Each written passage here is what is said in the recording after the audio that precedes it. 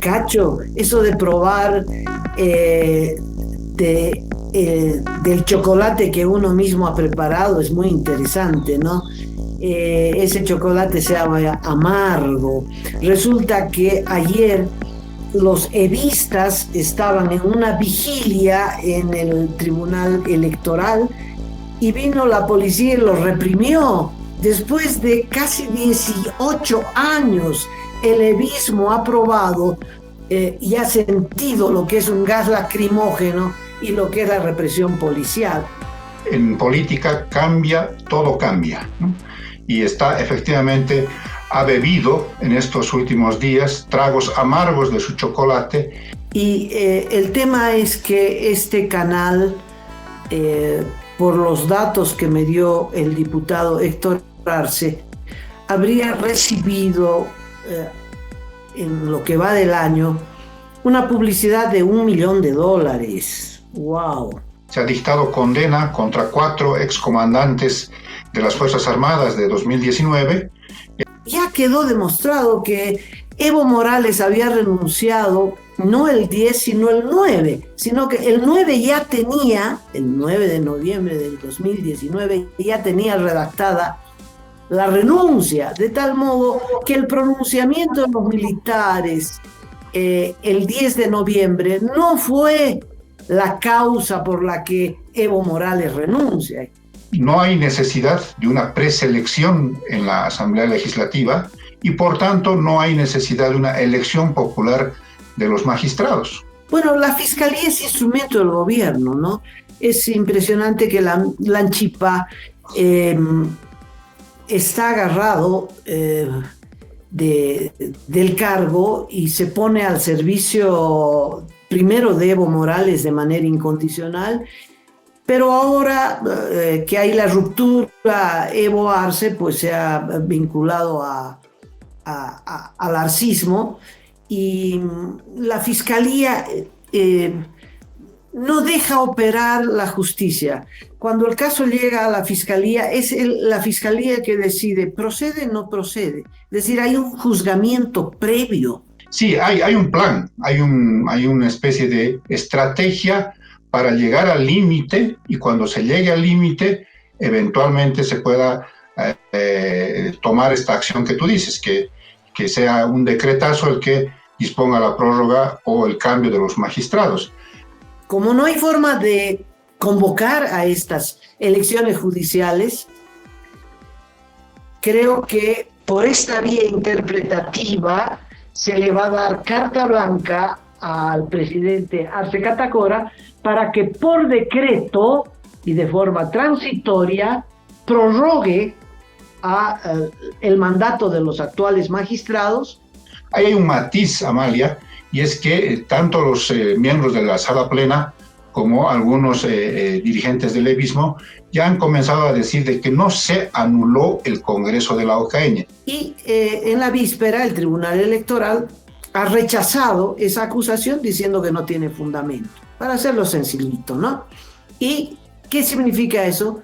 Que se consolida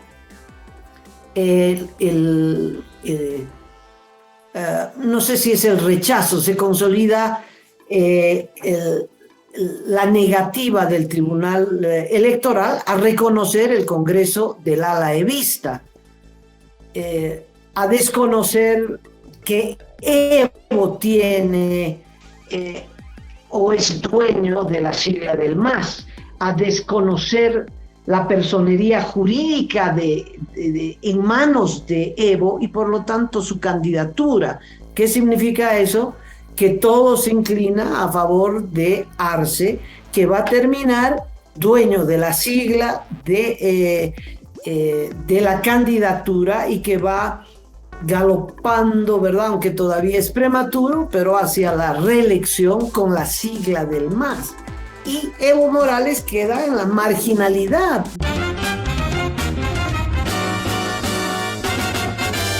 Esto es Cabildeo Digital.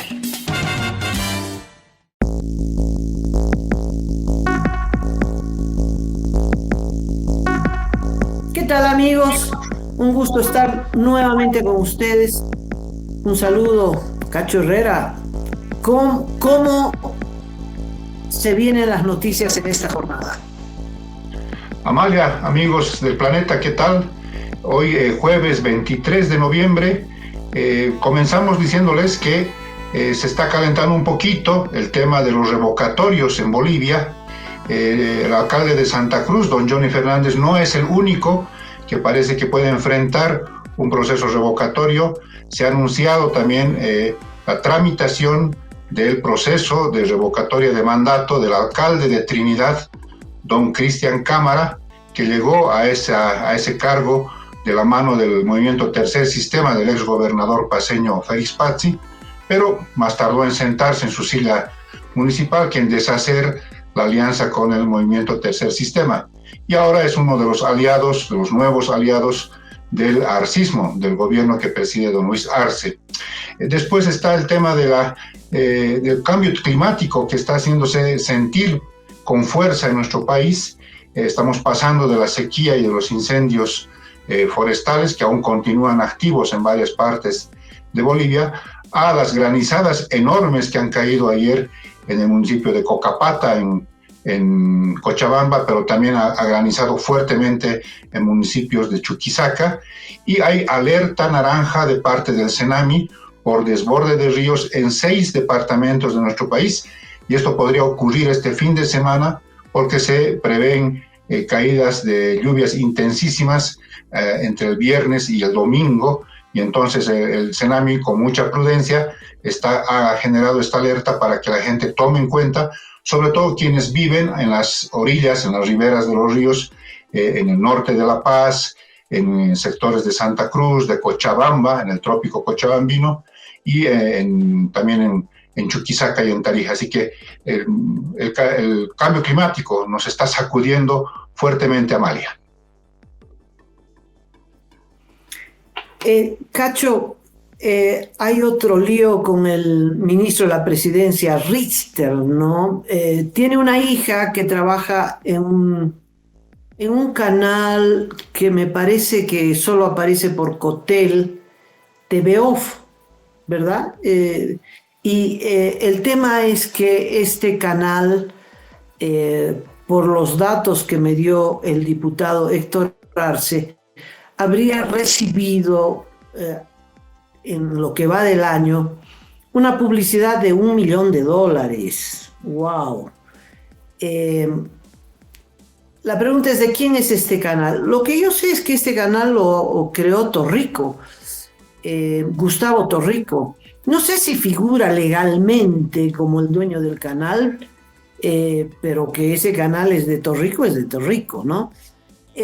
Siendo viceministro, trabajando la hija de un ministro, una factura así solo se justifica o solo se explica, no se justifica, solo se explica por un manipuleo político muy grave, ¿no? Muy grave. ¿Esto se investigará? ¿Es motivo de investigación? ¿Es abuso de autoridad? No sé cómo se podría tipificar si es que existiera un delito, pero es bochornoso. Es un caso muy complicado. Estamos hablando inicialmente de lo que podría ser tráfico de influencias al más alto nivel, porque efectivamente TVOF es un canal muy pequeñito, su señal solo abarca a la ciudad de La Paz. Creo que con dificultades se puede ver en la ciudad del Alto, pero en el resto del país prácticamente no existe, y por tanto, al ser un medio pequeño, la proporción que ha recibido en términos de publicidad gubernamental pues es impresionantemente diferente. Es un canal pequeñito, para ponerlo en fácil, y ha recibido una chorrera de plata en el último año. Entonces, esto, por supuesto que es un tráfico de influencias, que el diputado Héctor Arce ha señalado que en estas próximas horas va a presentar ya una denuncia formal a la Fiscalía, y esperemos que la Fiscalía haga lo que tiene que hacer y no esté sobreseyendo, rechazando o haciéndose de la vista gorda, como ha estado ocurriendo con otros casos. Hay que recordar que ABC sobreseyó a todos los implicados, empezando de don Henry Nina. Hace unos días la Fiscalía ha rechazado una denuncia de Evo Morales contra el hijo del presidente, contra el señor Arce Mosqueira. Entonces, está claro que ahí también se está jugando intereses políticos para, de alguna manera, evitar que avancen estas investigaciones para que se llegue al fondo. Par y paso debería el diputado Héctor Arce quizás iniciar una investigación parlamentaria, de alguna manera unirse o de alguna manera encontrar algún acuerdo con otros parlamentarios de otras bancadas, que no necesariamente sean la bancada de Vista, y por ahí quizás pueda discurrir una investigación paralela que, si bien no es formal, de alguna manera aclaren las cosas en un hecho, como bien dices, que puede ser tremendamente escandaloso. Bueno, la fiscalía es instrumento del gobierno, ¿no? Es impresionante que la Anchipa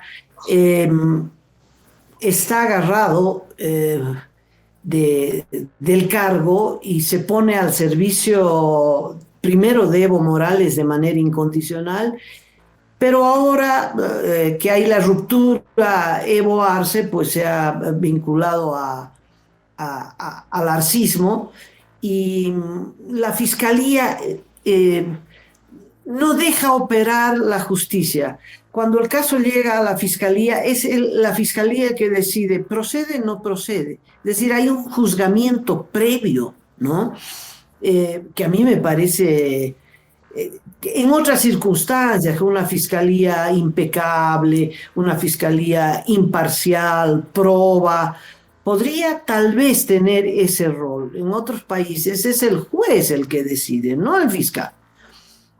Acá el fiscal, tú presentas una denuncia contra una persona y si esa persona es amiga del gobierno, amiga del fiscal, no procede, aunque el caso sea absolutamente abrumador.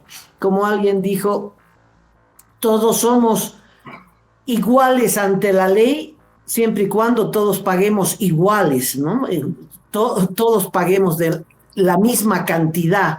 El que paga más tiene más justicia, ¿no? De tal modo que está muy difícil ese deseo tuyo de que la fiscalía pueda hacer una investigación imparcial, proba, en fin. A propósito de justicia, hay dos temas más, Hacho. La cúpula militar que estuvo al mando de Evo Morales y que ha sido acusada de golpista por la huida de Evo Morales, ya tiene sentencia. ¿Qué sabes de este caso?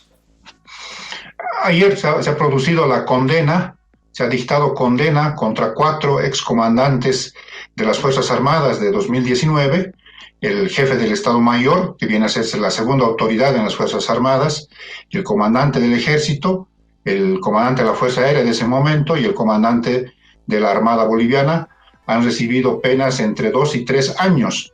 ¿Esto qué supone? Que complica la situación de la expresidenta Yanine Áñez, porque de alguna manera es una especie de elemento que puede agravar la situación en el caso golpe de Estado 1, porque Yanine Áñez está cumpliendo inconstitucionalmente una pena de 10 años de cárcel por el caso golpe de Estado, pero este es un caso golpe de Estado 1, que se desdobló y entonces han empezado a procesar de manera diferente. También complica al al encarcelado gobernador de Santa Cruz, don Luis Fernando Camacho, porque también está siendo procesado por este tema. Entonces, su situación tiende a complicarse, pero habrá que ver si hay posibilidades de una apelación. Ahí los abogados tendrán que moverse rápidamente, y quien debe estar contento, quien debe estar un poco feliz con este tema, valga la ironía, es don Evo Morales, ¿no? Porque de alguna manera también se refrenda esta retórica, esta posverdad de que hubiese habido un golpe de Estado cuando no fue así. Entonces va a tener complicaciones o implicaciones, mejor dicho, de carácter político respecto de esta sentencia que ha salido ayer, y que en algunos casos se va a ejecutar una vez que se emitan los mandamientos de libertad. Algunos de los comandantes que he mencionado estaban ya cumpliendo detención domiciliaria, no estaban en la cárcel. Por tanto, van a quedar libres, van a poder salir de sus domicilios. Otros que sí estuvieran en alguna cárcel del país, si les llega la orden de liberación, inmediatamente el régimen penitenciario tiene que disponer su libertad en este caso. Entonces, va a tener implicancias políticas y esperemos que la respuesta, algún comentario de Evo Morales seguramente en sus redes sociales. Lo que tú dices es posible que ocurra, no es que es posible, va a ocurrir en la coyuntura actual, pero en perspectiva no tiene ningún valor. Yo creo que los generales y el almirante han adoptado por declararse culpables e ir a un juicio abreviado para poder recuperar su libertad, porque si no, tienen el resto de la vida van a estar detenidos. Cualquiera haría eso. No creo que es un signo de haber flaqueado, de cobardía, ¿no? Terceros estaba dispuesto a quedarse mucho tiempo, pero claro, cuando uno está ahí en la oscuridad, Cacho, es evidente que salir y recuperar la libertad es lo más importante.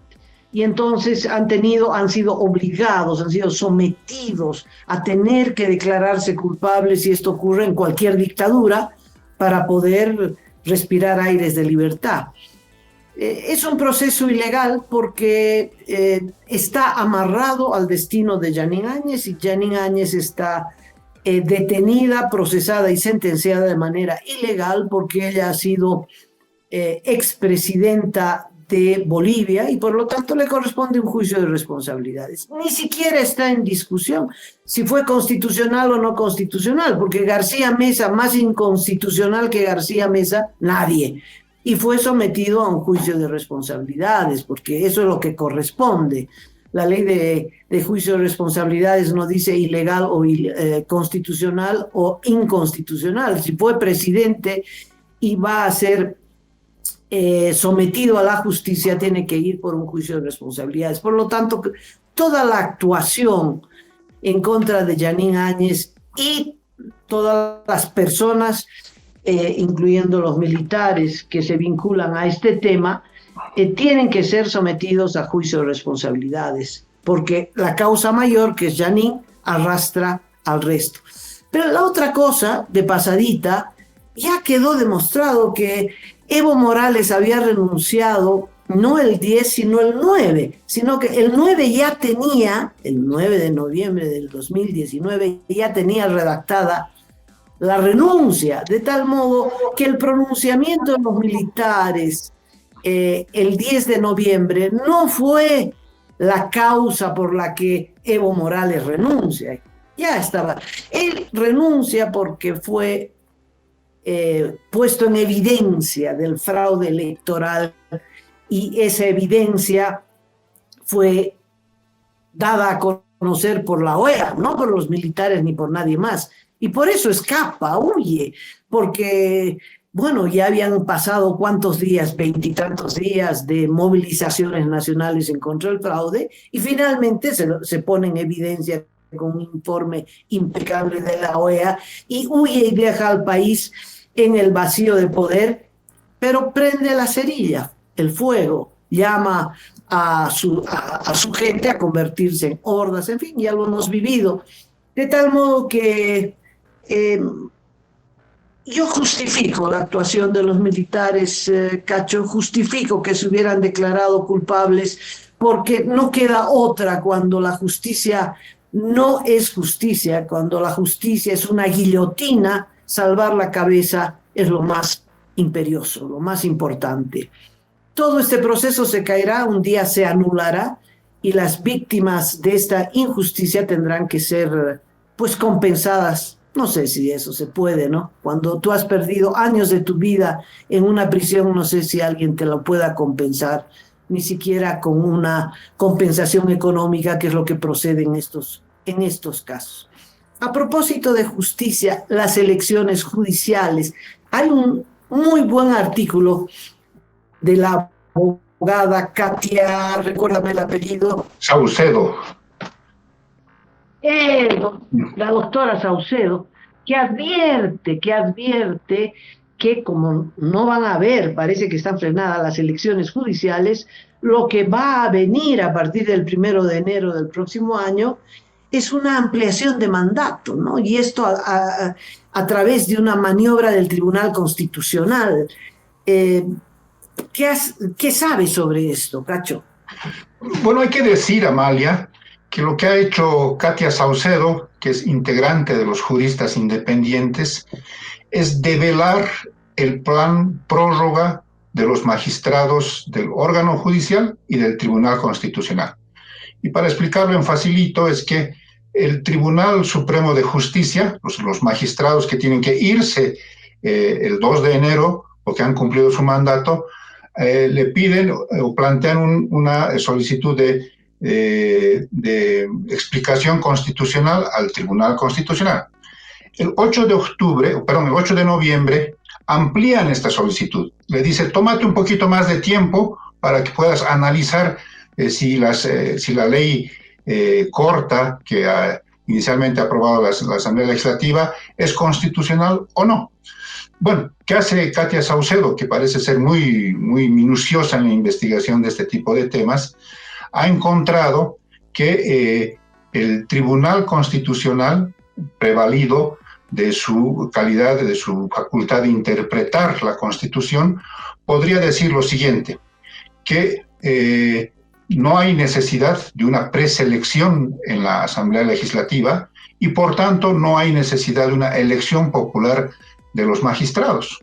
Por una sencilla razón, y está aquí el detalle que encuentra Katia Saucedo en su minuciosidad, y es que los argumentos que utiliza el Tribunal Supremo de Justicia establecen que en la constituyente, en la Asamblea Constituyente, no existe una sola acta de este tema, de que los magistrados tienen que pasar por un proceso de preselección y luego por elección popular. Y que este tema fue introducido, te acordarás, Amalia, amigos que nos están observando, durante ya el proceso de negociación post-Asamblea Constituyente, entre Oruro y La Paz, ¿no?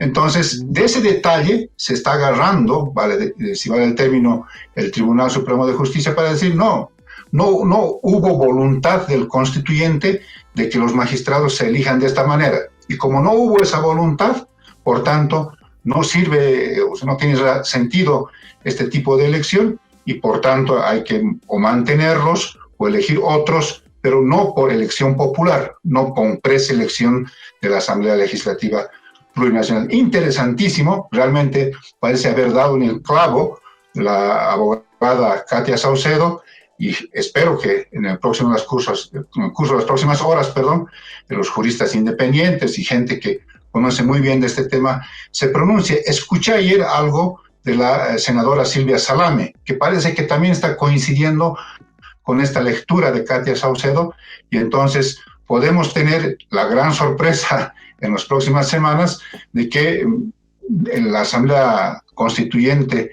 de 2008-2009 nunca trató esta posibilidad y por tanto no hay necesidad de elegir magistrados por preselección y elección popular.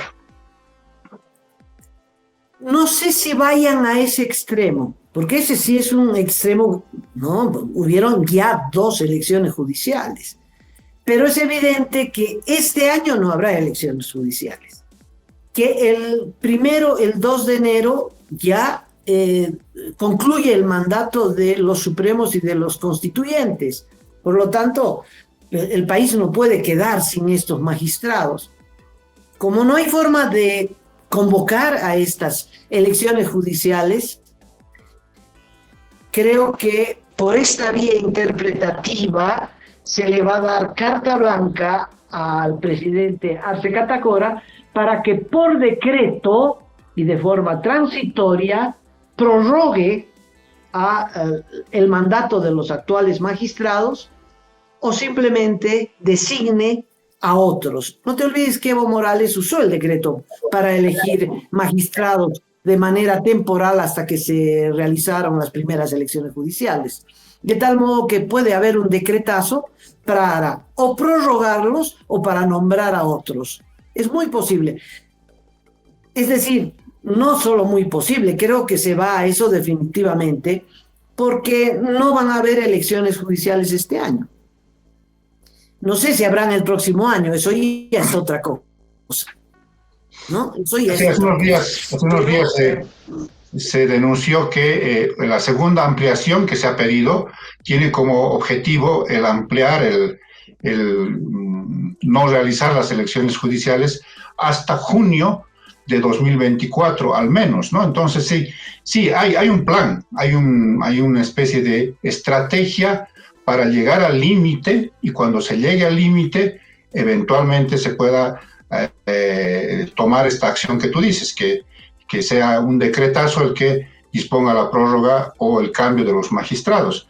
Por tanto, vamos a tener la mayor expresión del sometimiento del órgano judicial y del Tribunal Constitucional al poder político. Esos que vengan o los que se queden saben que sus cargos le deben al jefe de la Casa Grande, y por tanto harán todo lo que diga el jefe de la Casa Grande en relación a los casos que están pendientes con Evo Morales, con los opositores. Y entonces aquí va a haber una persecución, una cadena de persecución política a unos y otros. Sí, con mayor intensidad. Y a propósito de persecución política, Cacho, eso de probar del chocolate que uno mismo ha preparado es muy interesante, ¿no? Ese chocolate se llama amargo. Resulta que ayer los edistas estaban en una vigilia en el Tribunal Electoral y vino la policía y los reprimió. Después de casi 18 años, el evismo ha probado y ha sentido lo que es un gas lacrimógeno y lo que es la represión policial. Me llamó la atención que Dottweiler, el que era el gerente del teleférico, estuviera encabezando, ¿no?, la vigilia de los evistas.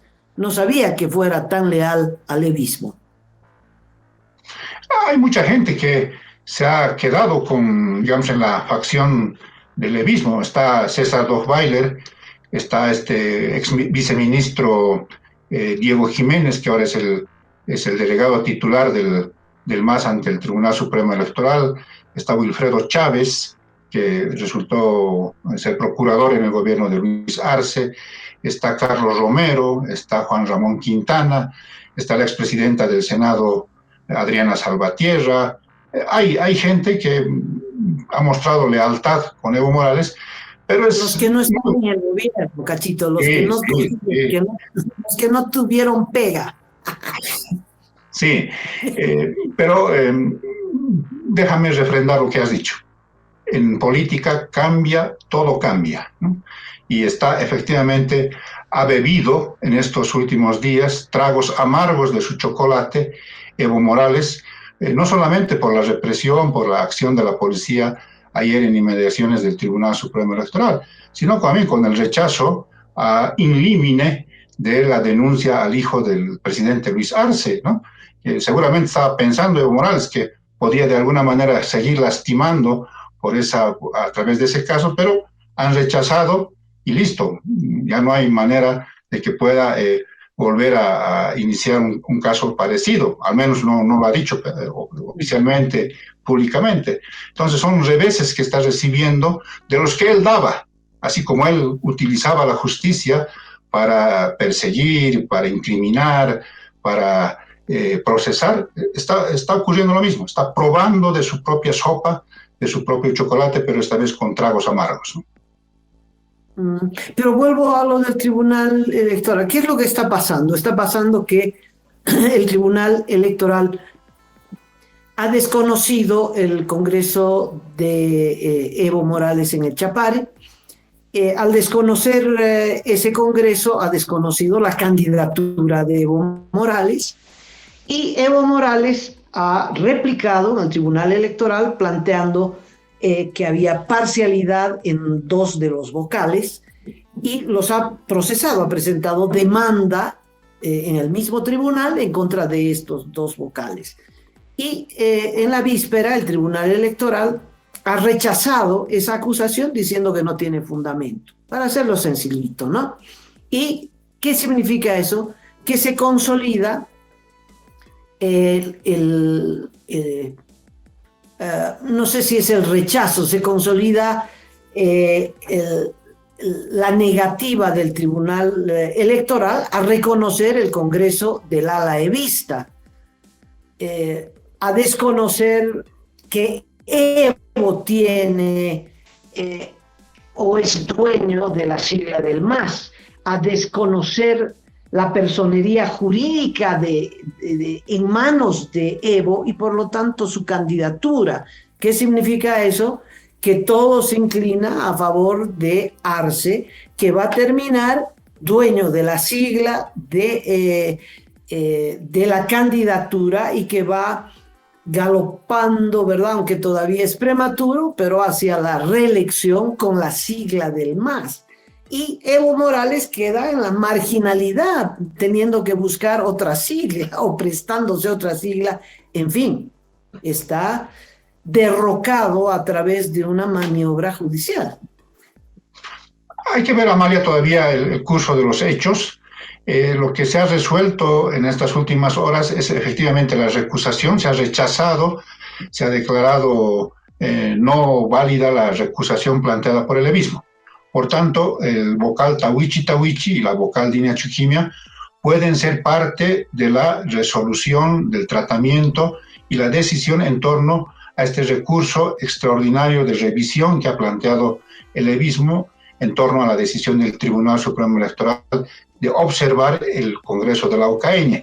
Ahí hay un matiz, Amalia, y es que tanto los miembros de la sala plena como algunos dirigentes del levismo ya han comenzado a decir de que no se anuló el Congreso de la OCAN, sino ha sido observado en varios de sus pasos, de sus realizaciones.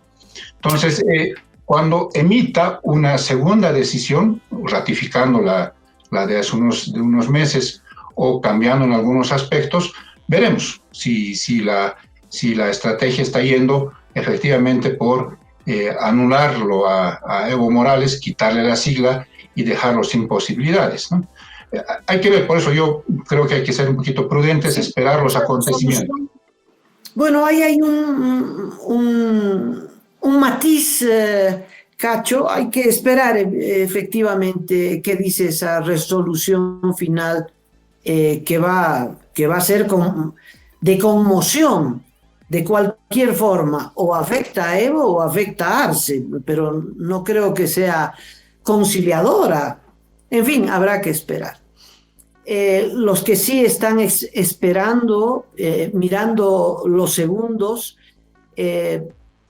son los habitantes de Gaza, porque el alto al fuego se ha prolongado por 24 horas más. Israel plantea que jamás no firmó el acuerdo con los mediadores, que está Qatar, Estados Unidos, y por lo tanto todavía no se ha liberado a ninguno de los rehenes. Son 240 rehenes, entre ellos hay una veintena de argentinos, hay un bebecito. De esos rehenes, 2 ya han muerto, y tenían que liberarse 50 rehenes y nada, 50 rehenes por un lado y 150 rehenes o presos palestinos en las cárceles de Israel que deberían ser liberados, pero lo más importante era un alto al fuego de 4 días y eso no se ha producido, y estoy mirando las noticias y no hay ninguna novedad al respecto.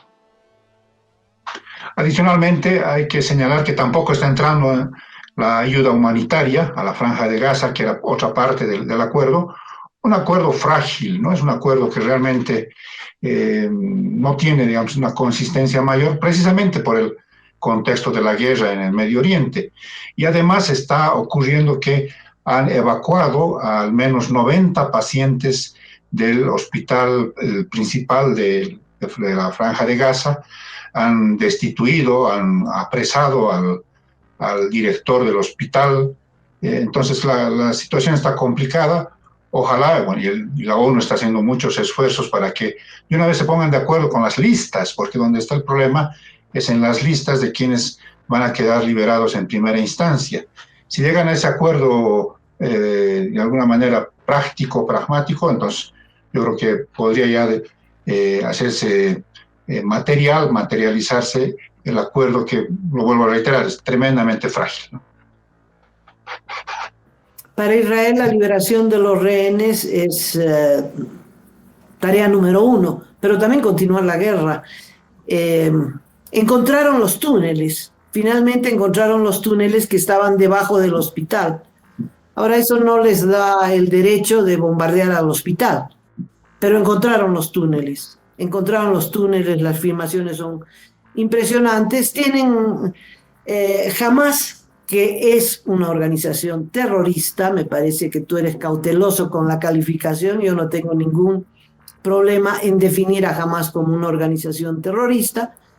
No representa los intereses palestinos, pero de manera violenta y dictatorial se adueñó del control político y militar de la Franja de Gaza para una sola cosa, para lanzar misiles a Israel. Lanzó misiles, durante 17 años mandó misiles y misiles, hasta esta atrocidad del 7 de octubre pasado, 1000 y tantos decapitados, asesinados, en fin. Israel respondió, pues no le quedaba otra que responder. No sé qué esperaba jamás, que Israel se cruce de brazos, no se iba a cruzar de brazos. Pero claro, la respuesta fue espantosa, desmedida, 14.000 muertos. Sabes que hay más muertos civiles en la Franja de Gaza que en Ucrania, ¿no?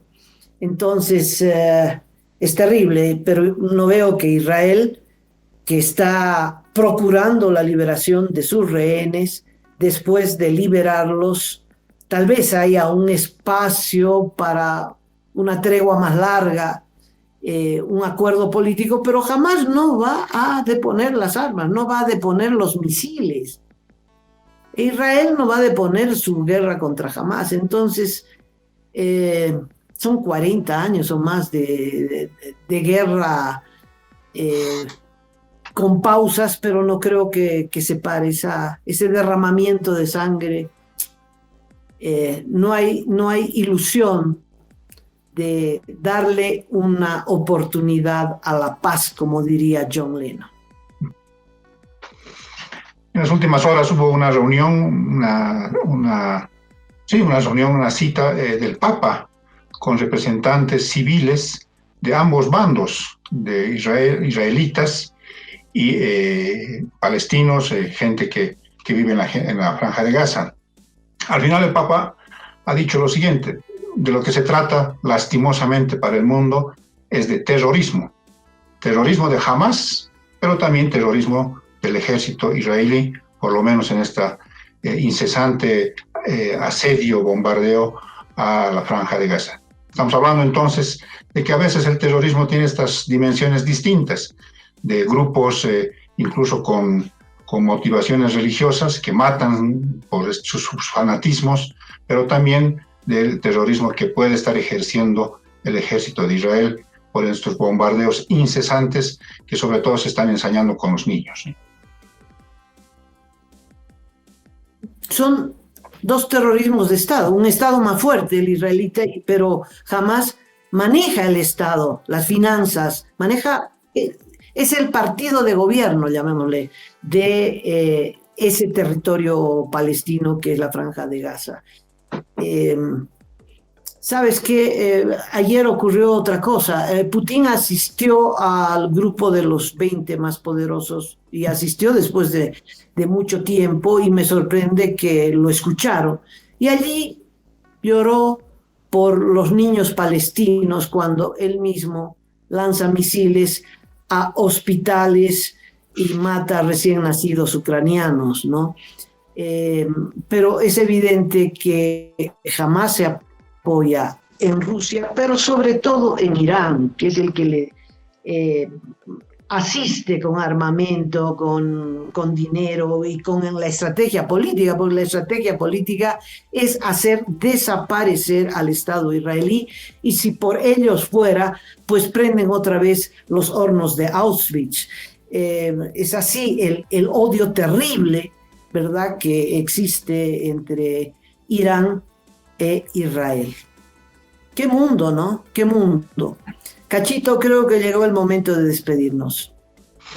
Es así, Amalia, amigos del planeta, nos vemos este viernes, así que vamos a estar comentando las noticias y haciendo análisis para ustedes. Muchísimas gracias y hasta pronto. sí, será hasta las próximas horas. Pasen una bonita jornada. Hasta luego. Gracias, José Manuel, nuestro director.